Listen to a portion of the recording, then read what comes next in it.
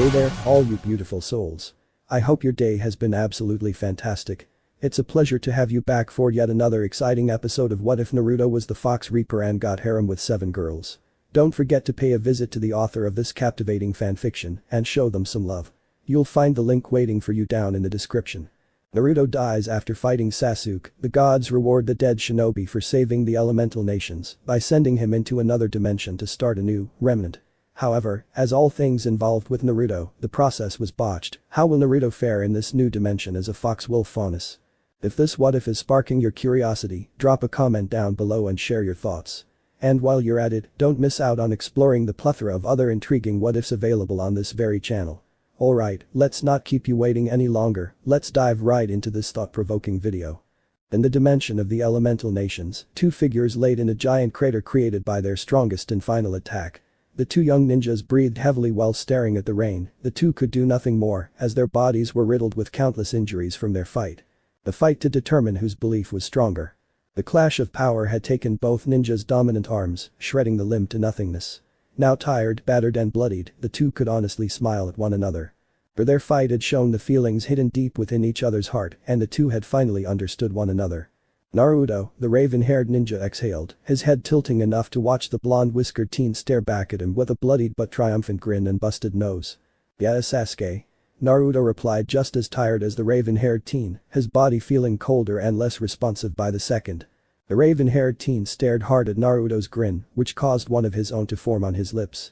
Naruto, for all his faults, had wormed his way into Sasuke's heart and the raven-haired teen had to admit that after everything they had gone through, he had become Sasuke's one true friend and brother in arms. "Thanks," Sasuke whispered, and with just that one word Naruto understood perfectly what Sasuke conveyed and grinned harder if that was possible. Naruto had always thought of Sasuke as his brother and friend, and finally, after all the countless battles, deceits and more, the feeling was mutual. It was nothing," Naruto replied with a smirk that faded with the adrenaline wearing off, his body completely unresponsive. Sasuke snorted, which made him cough blood. Only the knucklehead Naruto would call 3 years of constant fighting and culmination of clashing with a godlike shinobi and a goddess nothing. The memory of the obnoxiously annoying twerp that Naruto used to be and comparing that to the current Naruto made Sasuke snort again. His true friend was the same obnoxious boy from back then, but he had also matured without losing what made him special. "I think you will be a great Hokage, second best to me," Dobe Sasuke joked, knowing very well that his chances of becoming Hokage had been utterly trashed when he became the bad guy of the story. The raven-haired boy smiled sadly and looked once more at his one true friend. Sasuke's smile disappeared. Naruto was laid on his side, his body facing Sasuke, and his left hand outstretched, as if he had been trying to reach Sasuke. Naruto's eyes were half-lidded and the light in them was dulled, his skin had lost all color, yet what scared Sasuke the most, as that he could not hear or see Naruto breathing. "Naruto." Sasuke's voice cracked as he called for the blonde, fear creeping into his soul. "Dope, don't play jokes on me," Sasuke added with a bit of hope in his voice, but it quickly died when Naruto didn't give any sort of reply. He called the teen's name again and again, but there was no reply. Naruto just kept laying there with that damned peaceful smile. Sasuke felt tears threatening to escape his eyes as he crawled towards his one true friend. His body trembled as he moved, not just because of the pain his body undoubtedly was in, but because of the fear that had gripped his soul. With trepidation, Sasuke placed his remaining hand on top of the blonde chest, hoping for any good sign, but there was no heartbeat. Naruto was dead. An anguished wail escaped the raven-haired boy before he hunched over his best friend's corpse, with the dam of his tears breaching open, the pain in his soul numbing all the pain of his body. Cradling the whiskered teen on his arm, Sasuke cried hard, harder than when he had lost his family, harder than when Itachi had died. His one and only true friend was dead. With a heavy heart, Sasuke swore to the body in his arms that he would accomplish their dream.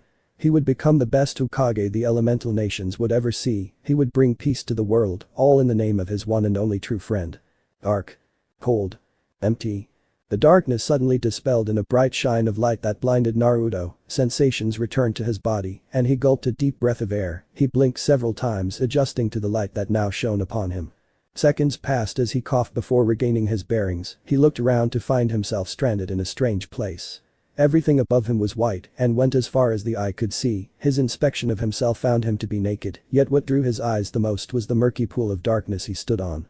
He cautiously lifted one foot and ripples traveled through the vast pool. Officially freaked out, he tried walking in order to find something, anything or anyone.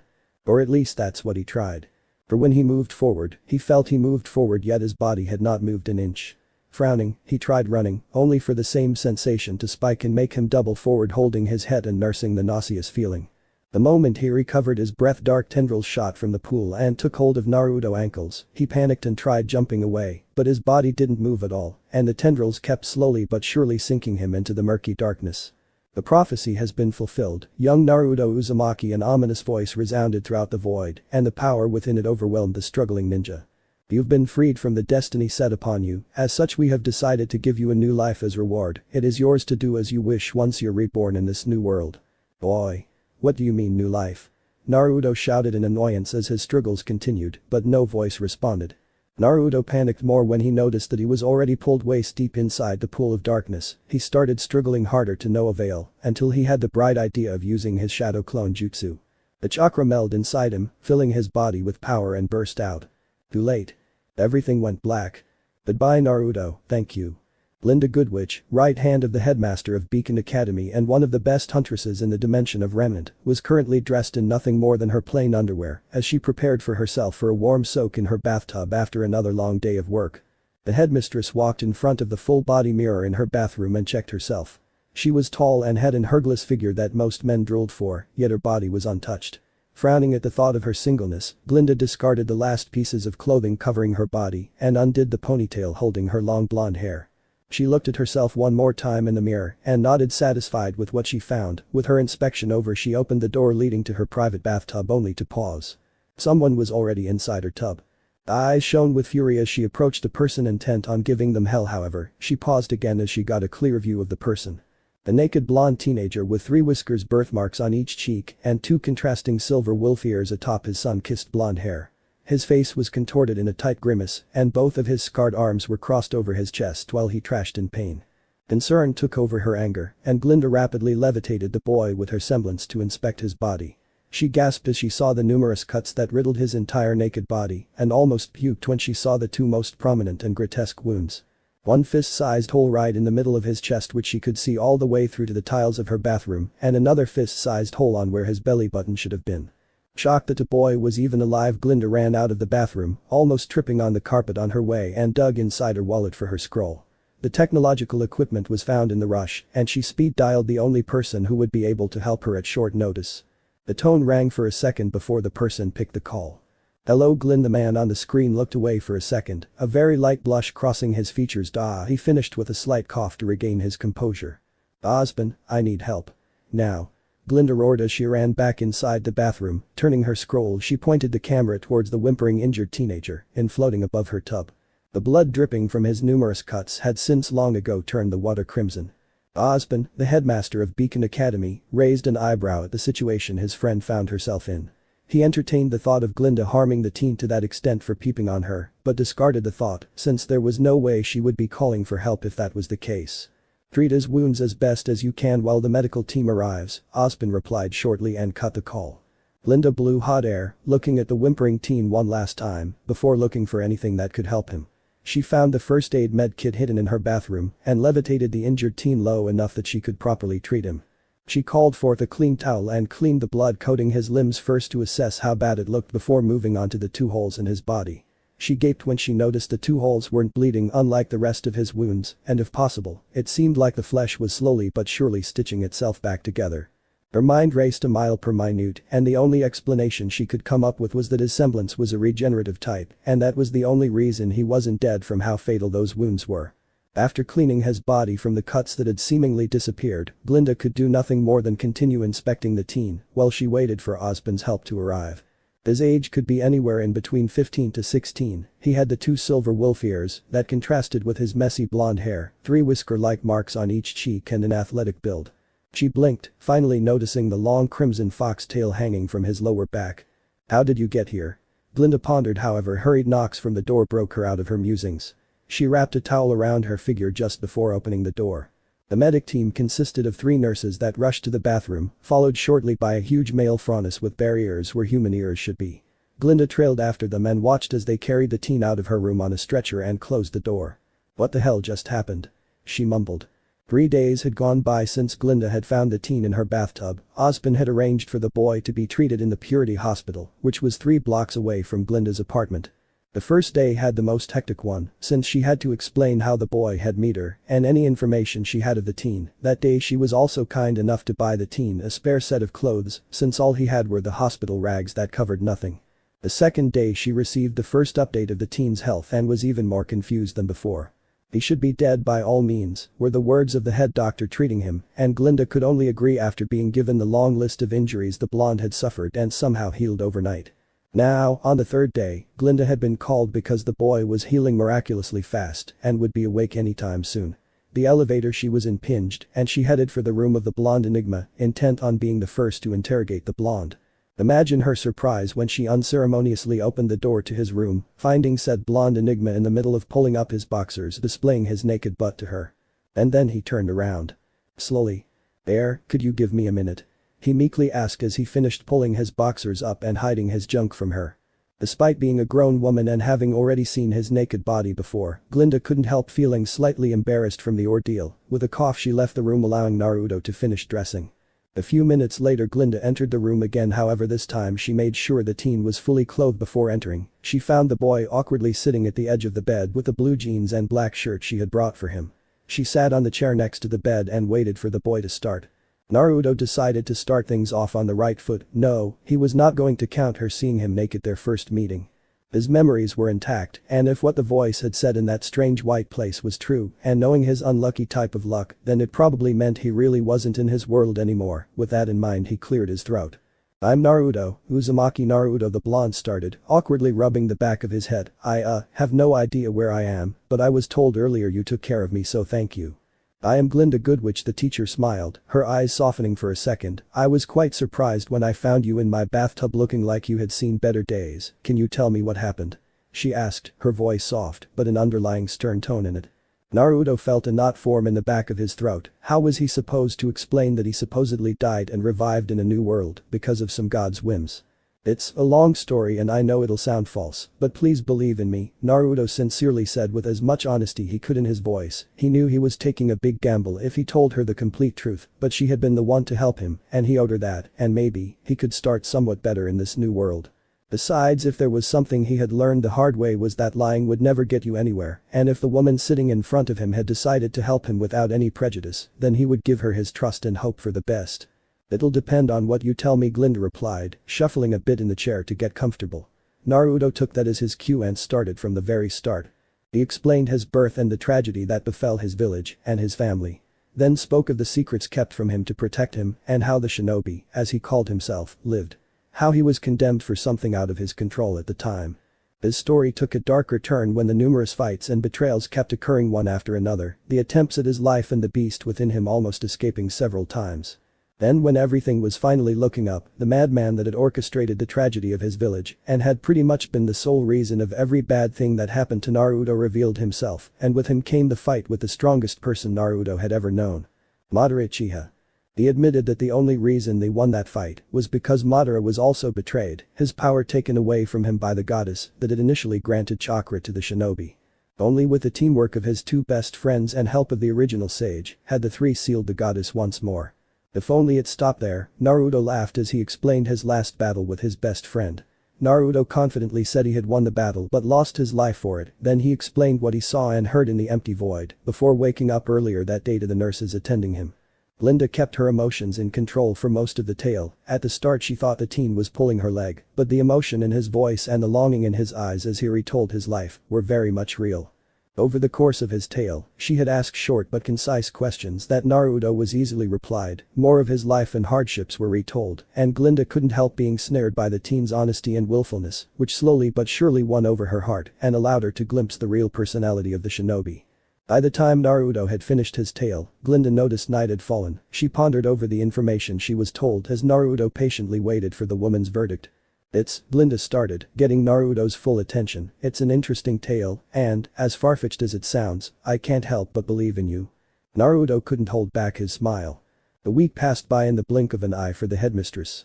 During that week she returned every single day and gave company to the otherworldly ninja. She shared part of her past with him, and somehow a bond between the two was formed. That very same bond had grown steadily day after day as Glinda continued spending her time together with the teen. One of the many things they had talked and agreed upon was that Naruto was extremely lucky that whatever god or force had thrown him into this world had been kind enough to implant in his psyche the language of Remnant. Currently the two were sitting in Naruto's hospital room while they waited for the doctor to discharge him. Glinda had prepared a small surprise for the young teen and hoped that he wouldn't mind being kept in the dark about it. There was a knock on the door before a middle-aged man entered. He had tousled gray hair and was of light complexion with sharp features. His eyes were covered by shaded spectacles and wore an unzipped black suit over a button vest and green undershirt with a dark green scarf on top and long dark green pants. He walked forward, a cane following his footsteps while he waved a hand that held a coffee mug. "Hello Glinda," the old man saluted with a nod of his mug before focusing on Naruto. "Young man, I'm Osborn," the man friendly said, sipping a bit of his coffee. Naruto the teen acknowledged his greeting, a little creeped out. Naruto sent Glinda a discreet side glance. Glinda caught the glance and understanding that Naruto must feel a little weirded out, she decided to skip Osborn's usual theatrics. "Osborn, did you get the?" Osborn interrupted her with a smile as he pulled out a yellow folder from inside his suit before handing it to her. "Yes, Naruto has been legally accepted as your stepbrother," Osborn mirthfully spoke, chuckling quietly to himself when the headmistress visibly sagged with relief. He turned to Naruto again. "May we meet again under better circumstances, young Naruto." The old man bowed his head lightly to the shinobi, then again for Glinda before leaving the two blondes alone. Naruto blinked several times and tilted his head to Glinda. Of all things he was expecting to happen, that certainly wasn't one of them. Not that I mind, but," Naruto trailed off, unsure of how to interpret the older woman's actions. The shinobi could count with both hands the amount of people who had been genuinely kind to him and have leftover fingers, so he was extremely glad that the first person he met in this new world was such a kind woman. "I understand your unease, but rest assured I did it for your own good.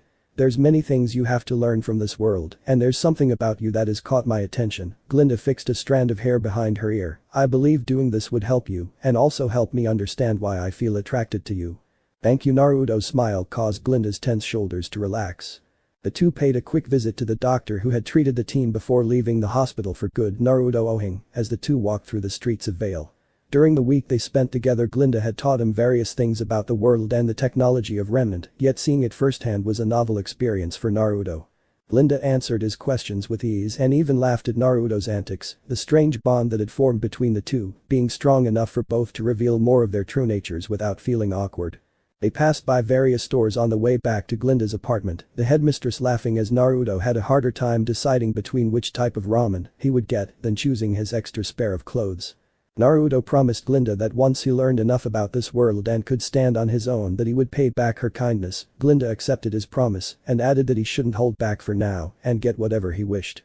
There was some hesitation until she showed her bank account to the teen. After that it was smooth sailing, since his expenses barely scratched the tip of the iceberg, that is Glinda's Goodwitch pockets.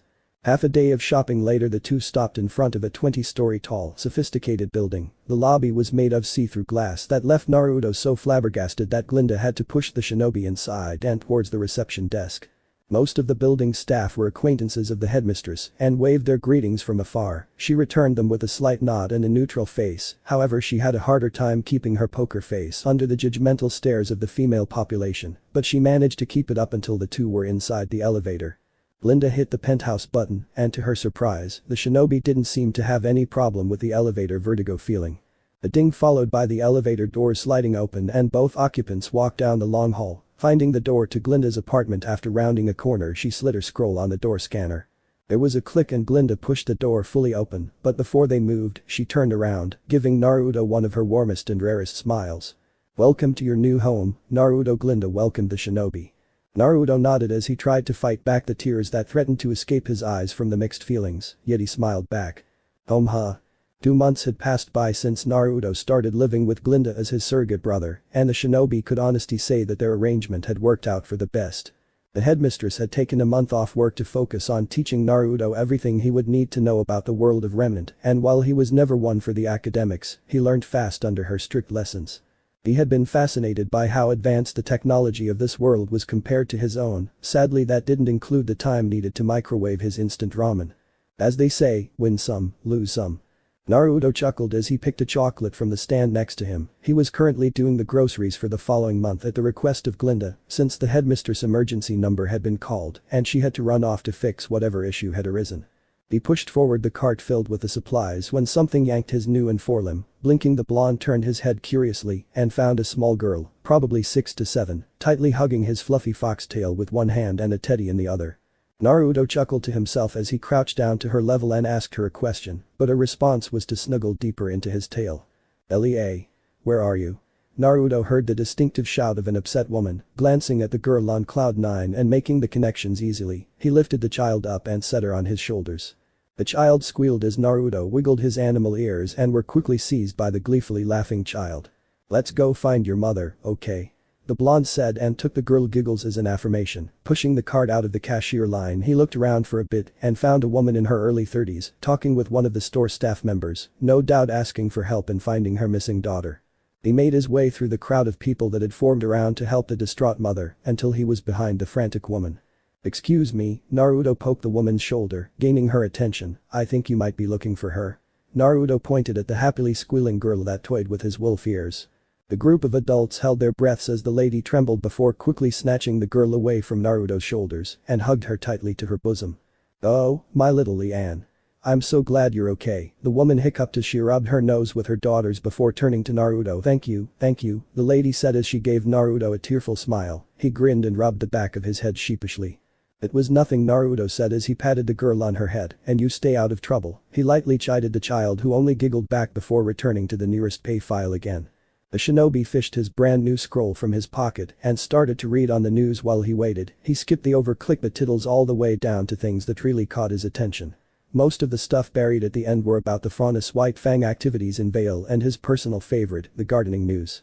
While many wouldn't believe Naruto to be a gardener, he always had a green thumb since his childhood, and his connection to the world via Sage Mode had only increased his appreciation for nature. Memories of the elemental nations flashed through his mind, and the shinobi smiled sadly. He idly entertained the thought and wondered what his friends were up to since his death, but his musings were cut short as the line moved forward again, and he was the next to pay. It didn't take long to ring all his purchases and press his scroll against the scanner to pay, a quiet ping with his receipt, or at least that's what he tried to. Various people walking by sent Naruto discreet glances. Vale may be one of the cities that treats Faunus well, but that was compared to how trashy everywhere else they were treated, especially with the White Fang attacks occurring more often. His wolf ears dropped slightly when someone his own age sneered at him. One of the very first things Glinda taught him about Remnant were the different races inhabiting the globe in order of quantity. The grim, monster of the dark living nightmares that were fueled by humanity's and Faunus' despair. The humans, the supposedly original abundant race that was slowly culled by the Grim until they were forced into hiding and building concentrated cities that could repel back the attacks. And lastly, the Faunus. A race of humanoid people that possessed physical traits similar or identical to animals. Because of this, the humans tended to treat Faunus as if they were beasts without feelings. Even after the implementation of Faunus civil rights, there were many demeaning the Faunus species and, if possible, repel the laws protecting their rights. The main reason the Faunus were mistreated was not only for their physical difference to humans, but also for the way their animalistic traits affected their brains. In exchange for the Faunus species obtaining animal traits, they also received animalistic instincts. It could be debated that humans had just as many animalistic instincts as Faunus, but that would take years for the discussion to end, simply because humans could not coexist with other humans, and now add in a species that was more in touch with their instincts. It was very well known that humans could breed with Faunus, just like Faunus could breed with humans. The children of these unions would either be fully human or fully Faunus. The genes themselves did not allow for a half and half type of union at the molecular level, but that did not mean that humanity did not label them as such. Of course, if things only went that far, there should have been a breakthrough years ago, but the issue arose from the special types of Faunus that existed. The special type to which Naruto belonged to. Faunus that bred with other Faunus normally had children that inherited only one of their parent traits, just like when humans and Faunus bred, the genes made sure to never mix and only pass down one trait. However, there were cases that mutations occurred which caused a child of two Faunus with different traits to inherit both of his parent traits. Something that also doubled how in touch these special children were with their instincts. Both the Faunus and the humans labeled these type of Faunus as hybrids, belonging to neither species as they were abominations that were so close to animals and human bodies that they may as well be treated exactly like the Grim. Glinda had carefully explained that even if hybrids were born and raised like a proper human, they still would not be able to control their emotions like a normal person, and there would come a time where they would simply lash out and cause big accidents. That was not to say there were not any hybrids around, but the quantity that was in their adult stages was barely in the hundreds, and most children had to take specialized medication to help them retain their rationality through their puberty. Somehow, someway, whatever god or force had thrown Naruto into this world had decided to send him with one last fuck you, because as his luck would have it, Naruto was a hybrid. But silver wolf ears that looked so out of place with his blonde hair and a crimson foxtail that was half as tall as he was and just as robust, anyone from a mile away would notice that he was a hybrid. The stares, the hushed whispers, the silent treatment, and sometimes barely hidden contempt was the same as when he was a child blamed for being a demon, about which he had not known. Glinda speculated that just maybe, Naruto was meant to start his life over from his birth, but the gods had fucked up. Naruto, with Glinda's speculation, thought that he was meant to be reborn as a wolf faunus, but his close connection in his previous world with Kurama may have interfered to the point where he also inherited the sentient chakra's animal traits. At least his animal features were extremely fluffy and served as great hugging pillows, his surrogate sister could attest to that. One not discriminative taxi later and Naruto was back at the apartment he called home. He greeted the receptionist with his trademark grin, to which the lady waved back enthusiastically before he took the elevator. The personnel of the apartment had been initially surprised when Glinda announced Naruto would be living with her, and they had treated him with slight trepidation, but as the days passed and Naruto met more of them, they had quickly warmed up to his natural charismatic nature. The doors opened and Naruto stepped into the penthouse hallway where he was pleasantly surprised to see Glinda about to enter their home. At first it had been slightly awkward living with the older woman, but the two had promptly worked out their differences and found themselves enjoying each other's company. So much that Naruto played pranks on her. "Yo!" Naruto exclaimed loud enough to make the headmistress jump in place and level a glare at him as he silently snickered. Naruto approached the glaring woman, laying down the bags by the door entrance before giving her a tight hug that was crossly returned. Fast forwarding 3 months, many things had happened. First, Naruto had started an arduous physical regimen after he found out that his body no longer held chakra, nor could he mold it, instead there were new sources of energy circulating through his body. One was easily identified by Glinda, it was aura, the main energy that everyone in Remnant was born with and manipulated to an extent. The next two were very well known to Naruto yet felt alien at the same time. He could feel both his physical energy and spiritual energy, but unlike in the elemental nations, he could not mix the two to create chakra. The last source of energy within him vastly overpassed all three previous ones and made them feel like a bottle of water next to an ocean. The problem with this last energy was that it felt twisted, corrupted, and dark, almost as if the entire world's hatred had been bundled into a tight ball and shoved into the shinobi's body. Naruto trained harder than when he had first mastered Sage Mode because of the imbalance of energies within him, which led to the discovery that he could access Sage Mode by balancing the world's natural energy with his own twisted one. His continuous training and experimentation with the energies within him allowed him to manipulate the aura within him to the same potential of his lost chakra. His expertise allowed him to manipulate to such an extent that he could physically alter his body with aura. An ability that he quickly mastered and used to hide behind aura, both of his Franus traits.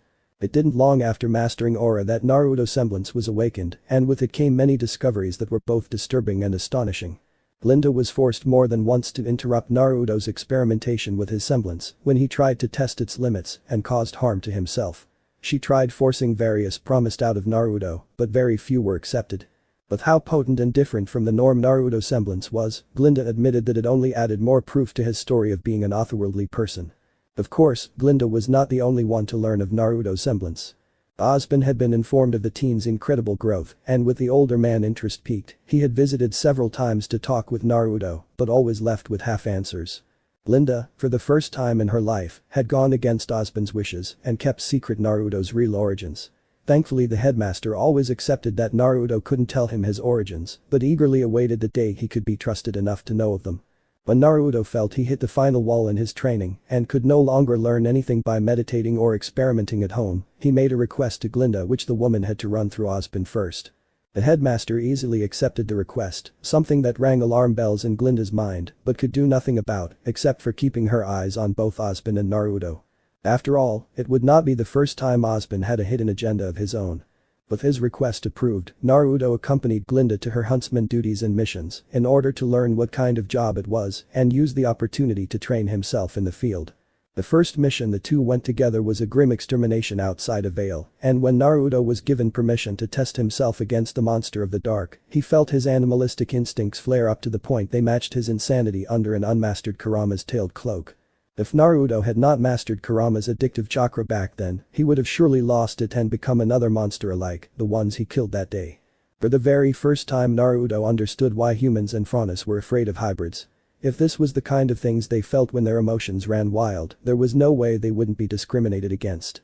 It was simply impossible without proper peace of mind and training to go against such raw emotions. Still Naruto pushed through, steadily taming his new animalistic side, and in one of accompanying Glinda to grim extermination missions, let Naruto make a name for himself in the village surrounding the city of Vale. Glinda was pleasantly surprised by how strong Naruto was, and that was without a proper weapon or team to help him. She had very often let him take complete control of the situation as his skills formed the sidelines, and every new mission the shinobi was better and better. She was so impressed that she prepared another surprise to help him become even better in the future. The surprise was given to Naruto on his 16th birthday. Glinda had prepared a simple cake for him that day, and along with it gave him the surprise she had prepared. The weapon. Naruto was so deeply moved by Glinda's attentiveness that he couldn't hold back and gave the woman a strong hug that lifted her off the floor and peppered her cheeks with kisses. Glinda's cheeks had turned red under his emotional outburst that she quietly enjoyed until he let her down to inspect his new weapon. The weapon was a sword, a katana to be exact. An allusion to his previous life. The katana was exactly 100 centimeters long, the handle taking 25 centimeters, and the blade 75 centimeters. Both pieces were black in color, and the sheath was slightly bulkier, since it had room for optimizations, but silver-colored that matched the color of his wolf ears. His excitement overflowed once more, and Glinda was on the receiving end of it until she put her foot down and was forced to use her semblance to throw Naruto against the ceiling, hard enough to make a crack in the material. Although Naruto never was one for the sword's arts, preferring to use his fists, the creatures of the Grim were monsters that without empowering his naked fists with energy he couldn't normally slay, so he trained. His semblance helped him greatly, and in no time, Naruto had created his own style that matched his newfound ferocity with the help of Glinda and more exterminations missions. The two had completed so many that word of an unregistered hunter completing missions made its way to the upper echelons of the council, that to avoid any repercussions that may befell Glinda for allowing such a thing to happen, Naruto with Ozban's help had created a fake persona. With the older man's help, Naruto created an outfit that would hide his identity, and he worked non-stop on creating a weapon that he would be able to use as Naruto, and not the fake Menma persona he created that worked with Glinda's weapon. The project for the new weapon took various months to complete, and by the time he had finished his project, December had already arrived, and with it came the snowy winter. Now that his project was complete and he was ready to continue doing missions with Glinda, Naruto had formally requested Ozban to instate him as Huntsman of Vale, but to the shinobi's surprise, the older man declined his request, without giving him any reason as to why. Naruto sighed for the umpteenth time that day as he returned to the apartment after buying some ramen at the store nearby. He took off his shirt and threw it in his room before moving to the kitchen and taking the ingredients for the night's meal. Cooking had become one of the new things the shinobi enjoyed doing, and with Glinda's help, he took over the cooking duties to give more free time to the overworked woman. Naruto placed the scroll on the counter and dialed Glinda. He thought about how hectic his life was while he prepped the ingredients. Naruto failed to graduate at the academy at the age of 10, successfully becoming a shinobi at the age of 12. In 6 months, he participated in the Chunin exams and then went to train with Jiraiya for a year and a half, returning only when he was 14 and almost mastered Sage Mode. Then he was involved with a madness that started the Fourth Shinobi War that culminated 3 months after his 15th birthday and his unexpected death. Or his supposed death, since he was literally thrown to Remnant alone where Glinda found him, and the rest is history.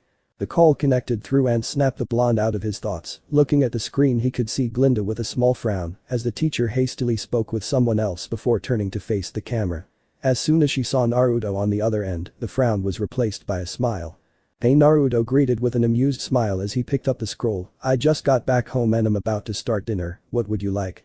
The teacher raised a hand to her chin as she thought over the question. I guess pasta would be good, we haven't had that in a while, and she abruptly stopped and the sound of her crop smacking flesh was heard, followed by a male pain groan, as I was saying before being interrupted. I also have some very good news. There was the sound of the crop again, followed by a string of curses from the same male voice, and then it went silent. Good riddance, I should arrive home soon. A short goodbye, and the call was over. Naruto laughed as he prepared the meal, letting his mind wander all over the place. He wondered what could have caused such malicious energy to flow within him and if it was connected with his missing tenant since it felt like Kurama's undiluted chakra but didn't at the same time. Remembering that the giant fox was nowhere to be found within him, Naruto cut that depressing line of thought and moved on to another one. The faces of the various people he had met since his arrival drifted in his mind. Some of those people had become regulars in his daily life, and most of them had taken a shine to him, but there were also some who discriminated against him since they knew of his hybrid status and didn't give him an opportunity to befriend them. Naruto snickered since those that had been too obvious with their discrimination were promptly served their own medicine via Naruto's oldest but most effective tactic. Pranks. Rubber chickens, eggs, flour and white sheets were sufficient to scare any of those assholes enough that they doubted their own shadows. Laughing to himself again, Naruto was startled by the sound of the penthouse door closing. Walking out of the kitchen and down the hall, the teen saw Glinda trading her heels for flip-flops. With a grin he gave his surrogate sister a warm welcome hug which Glinda gracefully reciprocated. "Welcome back," Naruto murmured as he released the older woman. "Thank you," Glinda replied with a faint smile before moving into her room. Naruto went back to the kitchen to keep an eye on the stove until Glinda returned in her home clothes, an off-shoulder white blouse and black shorts that accentuated her cleavage, toned waist and long thighs. She sat by the counter and crossed her legs while she looked at the grinning Naruto. Their usual routine of asking how was the other's day played with Naruto teasing Glinda about her BDSM tendencies when she captured criminals and Glinda firing back with Naruto's savagery made the two laugh. The dinner was cooked shortly after and they moved to the dinner table to eat, continuing their back and forth that made them look more like an arguing couple than brother and sister with how personal their choices of words were. Naruto finished his share first, patting his belly happily as he patiently waited for Glinda to finish. She did at a much more sedated pace. Once done, Naruto took both plates to the sink before returning with 2 glasses of water and sitting in front of his surrogate sister and gave her his complete attention. "Osban has decided to accept your request of becoming an official huntsman." Glinda raised a hand before Naruto could get too excited, "but there are 2 conditions you must complete before he certifies you." Naruto frowned. "Those are? The first is that you will undergo a 1-year probation directly under Osban's orders, and the second is that once that year is over, you will join Beacon Academy for 2 years minimum." Glinda sighed deeply, rubbing her forehead tiredly. "I honestly don't understand why he's making you join Beacon, since you're far above anything that can be taught there." Naruto mulled the conditions in silence, his ability to see beyond the unexpected, allowing to discern Osban's probable thoughts. Since Naruto, and by proxy Glinda, had not told Osban about Naruto's real origin, the headmaster thought of him as an untrustworthy individual. 1 year under the headmaster orders would give enough time for the man to learn about Naruto and decide whether or not the shinobi was someone Osban could trust without knowing of his secret. As for joining Beacon, from what he was taught by Glinda, most huntsmen worked in groups until tragedy separated them or their goals did not match any longer, so the only reason he could think of being sent there was that Osban wanted to find someone who would work with Naruto that was closer to his age. "That's all right, I guess. It's the only way that I can become a huntsman without wasting too much time." Naruto scratched the back of his head sheepishly. "Besides, once I'm in Beacon and Osban sees how strong I truly am compared to others, he'll wish not giving me such foolish conditions, believe it." Naruto grinned. Glinda exasperatedly sighed, but smiled at Naruto's antics nonetheless. She told the teen to wait for a moment while she went to her room to get the folder Osban had given her in case Naruto accepted. On her way back, she passed by a cabinet that contained her alcoholic beverages and without thinking much picked one of the strongest ones out. She placed both the bottle of alcohol and the folder on the table, the latter which was slid towards Naruto, while Glinda served her first glass. Glinda knew the contents inside the folder, and they were the reason she downed her glass in one go before serving herself more as Naruto read its contents. If Naruto accepted Osban's conditions, he would start working under Osban the very next day, his first mission leading him to Vacuo to investigate some newfound ruins in the desert. Her second glass was downed, the liquid burning down her throat as Naruto finished reading and anxiously looked at Glinda's flushed face. "I'll miss you," Glinda slurred, her low alcohol tolerance working against her. "I don't want you to leave." The boy she had grown extremely fond of and lived together with for the past 10 months was leaving so suddenly. All the memories they shared, the missions, the meals, the pranks, the mishaps, they all would stop. Naruto looked down sadly. "But I know I can't stop you," Glinda whispered as she nursed her third glass. The alcohol had completely crumbled the wall protecting Glinda's emotions, her feelings rising to the surface, making the normally strict woman tremble. "I only ask that once this is all over you return safely to me." Naruto heart throbbed painfully, but his resolve was set. If he wanted to pay back for everything that Glinda had given him and find his own place in this new world, then he would need to do this. "Can you promise me that?" Glinda nursed her fifth glass as Naruto moved to sit beside her and half-hugged Glinda before taking the glass from her hands and drinking what would have been her sixth shot. His face scrunched as the strong liquid burned his throat, but Naruto endured it after a second of discomfort. "It's a promise." "Thank you," Glinda nodded, her trembling stopped as she burrowed deeper into Naruto's half-hug. At night the two blondes spent it cuddling together, sitting on the chairs and falling asleep in their uncomfortable position, yet neither cared for that.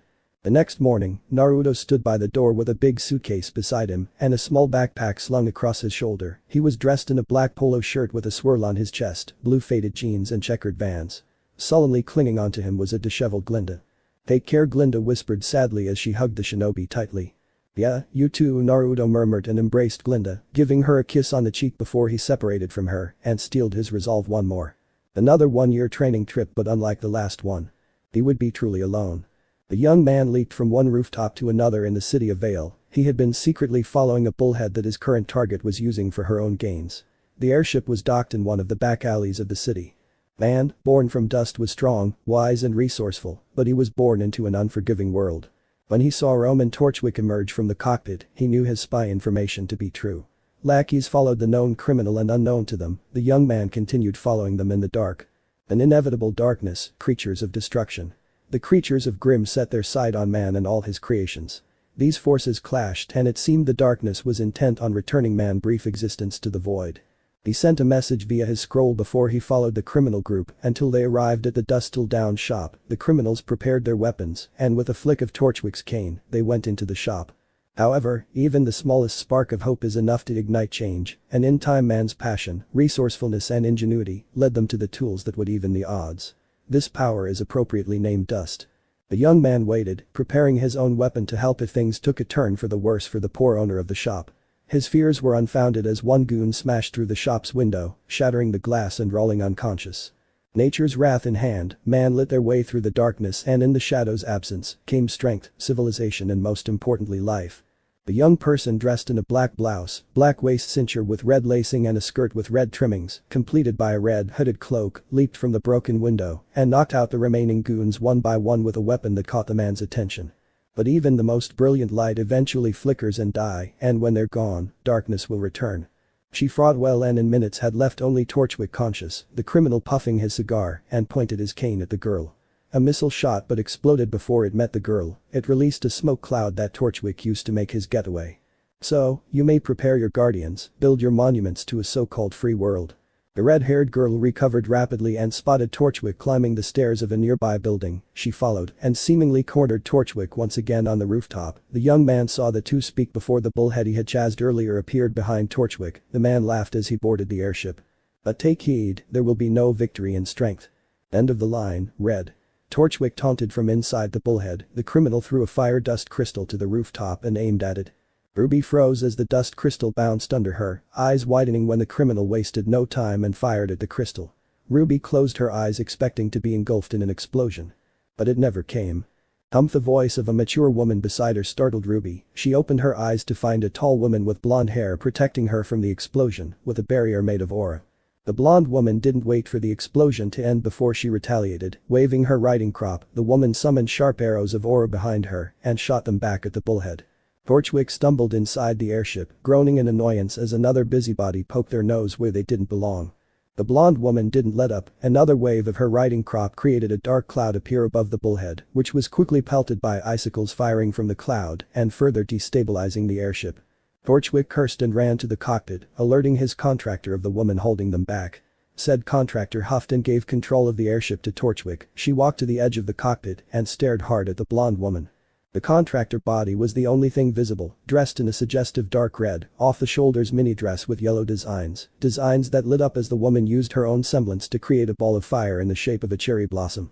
The blonde woman barely had a second to react as the fire flower suddenly blasted towards them. She hastily erected another barrier that blocked the dispersed blast, however the petals exploded into tiny pieces that fell to the rooftop before exploding in a pillar of flame that engulfed the barrier and blocked the view to the outside. The contractor laughed as she continued staling for time with the pillar of flame keeping the women and teen trapped until her focus was broken by metal tubes levitating from the rooftop and being shot at the bullhead. She growled and fired smaller fireballs that intercepted the pieces of metal. "Ready?" Torchwick shouted from the cockpit, and the contractor smiled triumphantly. With a burst of concentrated power, she created 3 fire flowers more that exploded into more pillars of flame that left no choice for the blonde woman but to protect herself and the team behind her. Just as the bullhead stabilized and the thrusters surged with power, the young man watching from the shadows acted.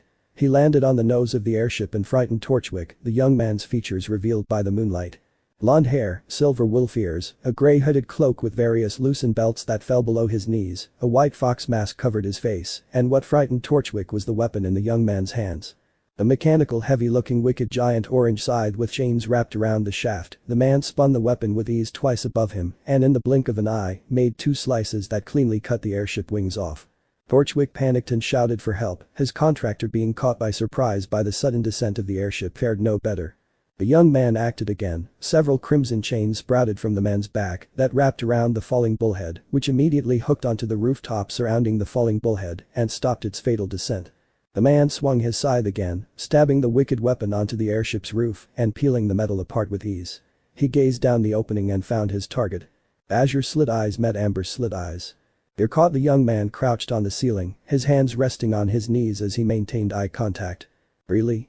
The woman brushed her black hair back, smiling coyly at the masked man.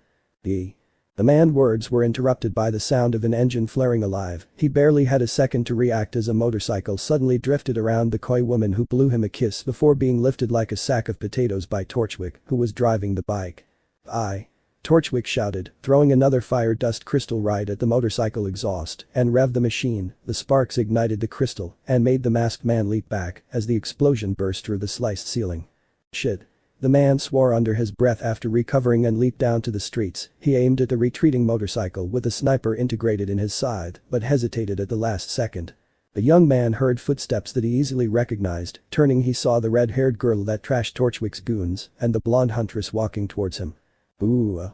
Mister, can I touch your weapon, please, please, please? The red-haired girl's eyes were glittering and her fingers wriggled in weird motions as she approached the weapon stabbed on the concrete. Naruto blinked, tilting his head as he ignored the possible innuendo from the girl's words and gave her a nod. He lifted the weapon and stabbed it upright, the massive construct dwarfing the girl by an entire meter. As the girl squealed and harassed his side, the young man lifted his mask and smiled warmly at the huntress who had crossed her arms, pushing her corset upwards as she smiled back. I'm back. The whiskered teen tightly embraced the slightly taller woman. Welcome back, Naruto, Glinda whispered, returning the warm embrace and silently enjoying the growth Naruto had experienced since she had last seen him. Back then Glinda needed to look down whenever she wore heels, but now the shinobi nose tickled the side of her neck and she was sure that if she wasn't wearing heels, they'd be almost the same height. It's good to be back. Naruto tightened the hug for a second before withdrawing with a content smile. He turned back to the girl harassing his weapon. Hey Ed, we need you to come with us for a bit. Yes. I hope you realize that your actions tonight will not be taken lightly, young lady. You put yourself and others in great danger. Glinda chided as she walked around the red-haired girl, scroll in hand as she replayed the footage of Ruby's fight caught by the street security cameras. If it were up to me, you'd be sent home with a pat on the back. Ruby smiled hopefully. And a slap on the wrist. Glinda tried to slap the girl's hands with her crop but failed. Huffing, she fixed her glasses. But there is someone who would like to meet you. Glinda nursed her throbbing forehead as she went to Naruto's side, the shinobi quietly snickering while he watched the scene play. Ozpin theatrically appeared from the shadows with a tray of cookies and his signature coffee mug. He placed the tray on the table and motioned for the girl to dig in. Ruby Rose, you have silver eyes, Ozpin commented, leaning his face slightly to watch the girl's eyes before sitting down and crossing his arms. Ruby shifted awkwardly in her seat. Where did you learn to do this? Ozpin asked as he pointed at the scroll replaying the footage of Ruby's short fight. Signal Academy, Ruby replied, examining one of the cookies. They taught you how to use one of the most wicked weapons ever designed? Ozpin asked, concerned that the villages outside the safety walls were driven to the point of teaching how to use one of the most effective weapons for culling Grim. Well, one teacher in particular, Ruby replied, awkwardly taking a bite of the cookie. I see. Ozpin breathed in relief. I've only seen 2 other scythe wielders with your kind of skills, a dusty old crow and young Naruto over there. Naruto waved at the girl with a grin. Cosmon call. Ruby chirped, swallowing the piece of cookie she had eaten. Sorry, Crow's my uncle, he's a part-time teacher at Signal and I was complete garbage before he took me in, she bashfully smiled. Ozpin chuckled, is that so? And why is such an adorable girl such as yourself training to become a warrior with such a wicked weapon? Naruto curiously tilted his head, that was a question he also wanted to ask the young girl, especially after seeing how skillful she was taking out Torchwick's goons. Well, I want to be a huntress. Ruby exclaimed with a smile. You want to slay monsters? Osborne raised an eyebrow, pointing at the girl's choice of weapon. It's not just that. Ruby pouted, my parents always taught me and my sister that we ought to help others, so I thought I might as well make a career out of it.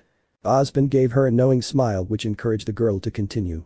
I mean the police are alright, but huntsmen and huntresses are just so much more romantic and exciting, and, gosh you know.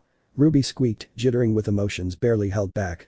Naruto snorted and Glinda continued nursing her forehead, the headmistress worried for the future of humanity if most aspiring huntresses had the same view as the girl. Being a huntsman was not romantic at all, if anything, the job sent you to an early death. Osborne chuckled, it's not all a bed of roses. Ruby frowned at the old man insinuation. Do you know who I am? Osborne asked once Ruby had calmed down and digested his words. You're Professor Osborne. You're the headmaster of Beacon Academy, Ruby replied. Hello, Osborne cunningly smiled. Nice to meet you, Ruby replicated his smile. You want to come to my school? Osborne tapped the scroll, stopping the footage, and ominously leaned forward on the table. More than anything, Ruby steeled her resolve under the headmaster's suffocating stare. Seconds passed before Osborne eased the pressure he was exerting and leaned back with a satisfied smile. The older man glanced at Glinda and Naruto. Glinda rolled her eyes and looked away, crossing her arms in clear disagreement, while Naruto gave a curt nod. Osborne chuckled to himself, with the Democratic vote being 2-1, he smiled at Ruby. Well, consider yourself approved.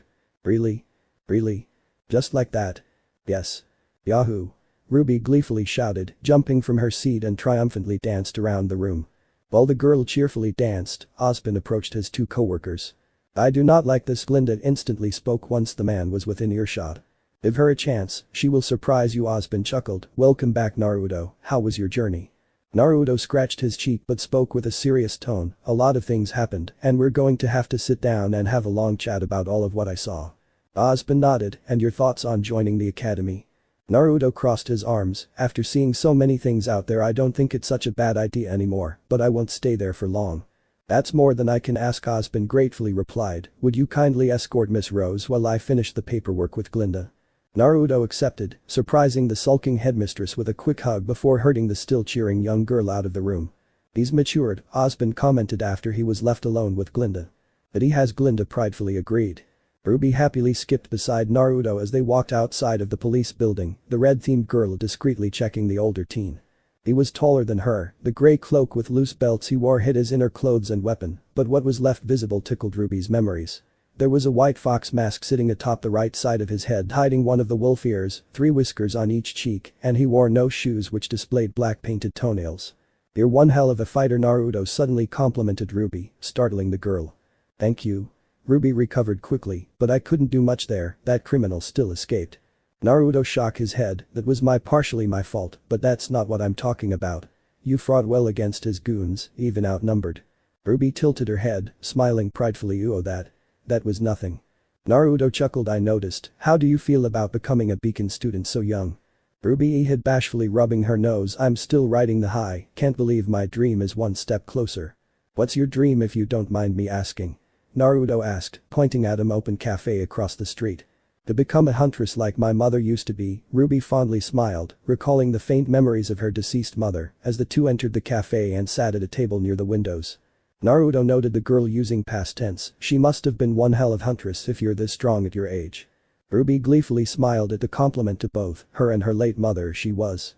Her dream was to one day vanquish the Grim and let humanity prosper together once more. Naruto was hit by a wave of memories of his younger self having a similar dream, an admirable dream, one I'm sure we can make reality if we all work together? He asked with a knowing smile. Ruby's smile widened more. If possible, yes, that's exactly it. How do you know?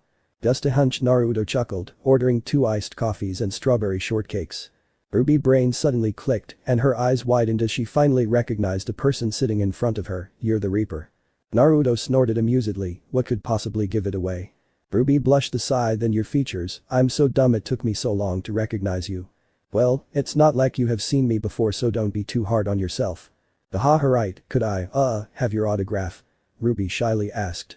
Even as far away as Signal was from Vale, the stories of Menma the Reaper were told. How one young huntsman had successfully solo cleared over 500 extermination missions in 1 year, culling the grim with his wicked weapon for breakfast and saving damsels in distress for dinner. The stories might be obviously exaggerated, but the public records of his missions were available for the tech-savvy and proved most of his accomplishments were the real deal. To think that she would one day be sitting with the famous Menma the Reaper, conversing about her dreams and complimenting her while they ate cakes, had suddenly become her reality. The young girl could do nothing but make the best out of her situation. Naruto laughed hard, complying with the younger girl's wishes and writing his name on a napkin. Ruby took the napkin, admiring his rough handiwork before stowing the napkin safely in her purse. What is like being a huntsman like you? Naruto rubbed his chin thoughtfully. Like me, huh? It's bad, really, really bad. Whatever you are thinking of is wrong. Ruby frowned. How come? Well, for one, the stories they tell of me do not speak of the casualties involved in the missions. The council always tries to underpay your hard work. When people start to believe you're invincible, they send you to impossible missions expecting you to clear them, and it's a real pain in the A. But, when things obviously go wrong. Ruby looked down. Look, you asked what it was like being like me, and for me, things suck, but that doesn't mean things will suck for you. Naruto cheered her up. We're going to Beacon. We'll get teams to work with in the future that will allow us to make those impossible missions possible. Ruby tilted her head. We? Naruto grinned. Yes, we. You're going to Beacon? Yup. But you're already a huntsman. Menma is the huntsman, not Naruto. Naruto unclipped the fox mask and put it on the table. I don't. Menma's just a codename, something me and Osbin came up with because there are things that only I can do, but I'm not an official huntsman, not yet. Naruto explained. Then Naruto's your real name? Ruby asked, remembering Osbin mentioning the Reaper's real name earlier. Yep, as Naruto I'm still just a civilian who's going to join Beacon Academy. Naruto confirmed. I trust you can keep that our little secret. He winked. Ruby smiled, blushing lightly. Yes. Ruby's scroll suddenly rang. The girl answered the call. I'm at the station. Where you at? A young female voice came from the scroll, loud enough to be heard by Naruto. At a cafe near the station, the one with the pink neon sign. Ruby replied. I'll be there in a minute. Don't go anywhere. Lilsis. The call was cut. Sorry, I have to leave. Ruby bowed. Thank you for the cakes. Naruto waved. That's okay, see you at Beacon. Ruby smiled. Yes. Remember, it's our little secret. Naruto winked again, and Ruby nodded. 2 days later Naruto was sitting on an empty bench inside one of the Beacon airships, dressed in faded blue jeans and a burnt orange polo shirt, both of his frontis features hidden by his aura and as custom for him, no shoes. The teen looked out the window while waiting for the ride to be over. Naruto had decided after careful consideration entering Beacon disguised as a human, mostly because he did not want to deal with the discrimination that frontis received on the daily. Supposedly Beacon did not discriminate against frontis, but that statement only applied to the academy staff and not the students. Naruto personally knew how some families had influenced their children to look down frontis, and while the population that mistreated frontis was dwindling by generations, there were still some hard-headed members of society hellbent on discriminating them. His thoughts were interrupted by 2 bickering girls near his bench. He glanced over and was surprised to see Ruby and a taller girl with messy long blonde hair, with lilac eyes dressed in a tan vest over a yellow crop top that accentuated her bust and black shorts held by a brown utility belt, decorated by what resembled an asymmetrical pleated skirt over the back. Naruto had been about to wave at Ruby when another blonde, a male, suddenly rushed past him, and Naruto watched as the guy puked into the airship bin, scaring away the rest of the would-be students. The puking guy was dressed in a black hoodie, covering his forearms were reddish-orange sleeves, over his hoodie was a white chest plate and shoulder armor, blue jeans with 2 belts, one for his pants, and the other a utility belt that also was for the sword strapped to his side. If Naruto recalled correctly, that kid was John Arc, the grandson and son of the best huntsmen of their respective generations. He had seen the father of the boy in some of his missions, and if John was anything like his father, he was bound to become another strong warrior. His attention was disrupted by the airship hologram screen turning on. A pre-recorded flowery message by Glinda played where she welcomed the new batch of would-be students and announced they would be arriving shortly. Naruto gladly stood up from his seat, stretching his joints and moved closer to the hatch in order to be one of the first to leave the aircraft. He wasn't the only one with that idea because leaning against the wall next to the hatch was a girl of light olive complexion, long wavy black hair and a black bow that looked like cat ears. Her body was slim but stacked in the right places, which were further accentuated by her choice of dressing. Black-heeled boots, black stockings that faded to purple past her knees, a tight short zipper-lined white short, a button vest open below her breast with coattails at the back. Under the vest was a sleeveless undershirt that exposed her midriff. Naruto easily recognized the girl, having seen her and crossed blades with her when the White Fang were involved in his mission. He walked closer to her and waved, which gained her attention. The girl tilted her head, not recognizing at first, but then ribbon wiggled lightly as her nose twitched and eyes suddenly widened. Blake started, but Naruto put a finger to his lips. He motioned to the would-be students around them, and Blake understood that he did not want to make a scene. Blake growled, stomping towards Naruto, and grabbed him by the polo, her short stature compared to his height making the scene somewhat comical. "What are you doing here?" Blake hissed, her fight-or-flight instincts triggered since her cover might be blown if he was here. Naruto scratched his cheek, becoming a student. Blake hissed again, which made her look like a little kitten hissing in Naruto's mind. "I could ask the same about you, what are you doing here?" Naruto's eyes glinted, his posture suddenly becoming oppressive as he looked down at the White Fang member.